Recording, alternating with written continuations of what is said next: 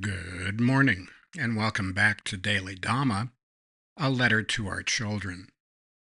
Today is July 11th, and our reading is Participation Trophies.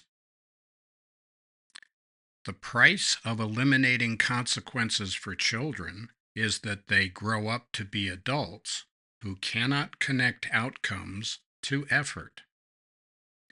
Everyone being a winner just by showing up rewards laziness and mediocrity.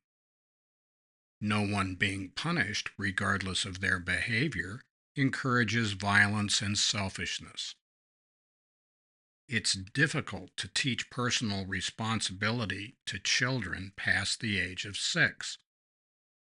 Teenagers don't need special lessons to think it's not fair. That comes as standard equipment.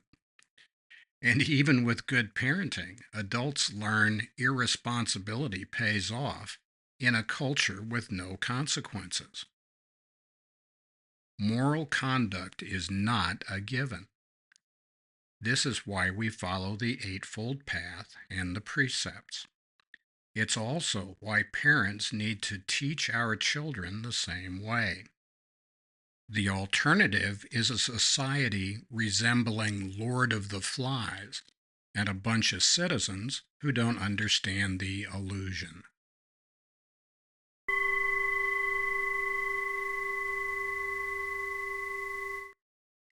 Whoops, there's another one to throw on the homework list. Lord of the Flies. What happens when you get a bunch of kids together and see how that works out? This month we're looking we're looking at effort, and this is Mrs. Dhamma's effort, and this is mostly aimed at education and children. So children, grandchildren, great-grandchildren, young people, wherever you might be, please, the easier, softer way is not necessarily good for you. And the participation trophies, it's like if you go to a club and they stamp the back of your hand to show that you were there, that stamp doesn't mean that you won the dance contest or best dressed or anything other than you were there.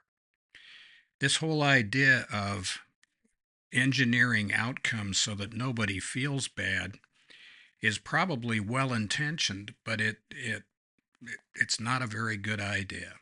And we talk about fool around and find out. There is a great sorry, there's a great Far Sign cartoon, and there are a bunch of little bears sitting in a cave, and there's a daddy bear standing up there, and one of the little ones says, tell it again. And the next frame shows him with a skull on each hand, and the skulls have little hunter hats on it. And he says, hey, Bob, do you think there are any bears in this cave? I don't know, Ed. Let's go in and find out. Anyway, fool around and find out. It is an iron law of the universe that actions have consequences. The things that we do have consequences. And so, kids, no matter what your teachers are telling you, if they're telling you, oh, it's okay, you don't have to try hard, oh, just, Dan, yeah, there, I did it, it'll be okay, you have good reason to believe that might not be good advice. It really isn't. Check that with your mom and dad. Check it with your grandpa and grandma. Check it with somebody who seems to make sense as opposed to a clown. It's just our advice. Back to Lord of the Flies. If you haven't read it lately, please pick it up and take a look at it. It's one of the great novels of the 20th century, and it's in good company. There have been quite a few good ones around. We hope you'll check them all out. So happy trails to you until we meet again.